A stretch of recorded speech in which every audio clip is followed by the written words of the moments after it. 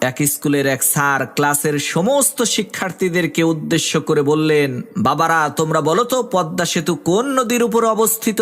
শিক্ষকের এই কথা শুনে ক্লাসের সমস্ত শিক্ষার্থীরা এক বাক্যে উত্তর দিল, স্যার পদ্মা সেতু পদ্মা নদীর উপরে অবস্থিত।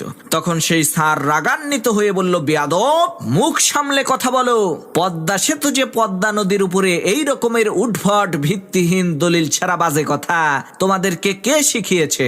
তখন ছাত্রীরা বলল, স্যার পদ্মা সেতু তো পদ্মা নদীর উপরেই অবস্থিত, সেটাই তো আমরা জানি। তখন স্যার বলল, চুপ করো সবাই, পদ্মা সেতু হচ্ছে শীতলক্ষ্যা নদীর উপরে অবস্থিত। শিক্ষকের এই কথা শোনার পর সমস্ত শিক্ষার্থীরা বাড়িতে যেয়ে তাদের মা বাবার কাছে বিচার দিল, কেমন স্কুলে আমাদেরকে তোমরা ভর্তি করেছো? শিক্ষক নিজেই আমাদেরকে ভুলভাল শিক্ষা দিচ্ছে। সে ক্লাসে এসে বলছে পদ্মা সেতু নাকি শীতলক্ষ্যা নদীর উপরে অবস্থিত। ছেলে মেয়ের এই অভিযোগ শুনে পরের দিন ক্লাসের সমস্ত শিক্ষার্থীর মা বাবা হেডমাস্টারের রুমে এসে উপস্থিত হয়ে নালিশ করা শুরু করলো, স্যার আপনি আপনার স্কুলে কেমন শিক্ষক রেখেছেন যে ছোট ছোট বাচ্চা ছেলে মেয়েদেরকে ভুলভাল শিক্ষা দিচ্ছে?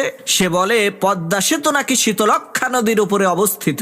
তখন হেডমাস্টার বলল, গত 3 মাস যাবত আপনাদেরকে এই স্কুলের বেতন দেওয়ার জন্য খবর পাঠাচ্ছি, আপনারা কেউ আসেন না। শোনেন, যে পর্যন্ত সবাই স্কুলের বেতন পরিশোধ না করবেন সেই পর্যন্ত ওই পদ্মা সেতু শীতলক্ষ্যা নদীর উপরেই থাকবে। আগে সবাই বেতন পরিশোধ করেন, দেখবেন পদ্মা সেতু আপনা আপনিই পদ্মা নদীর উপরে চলে আসবে।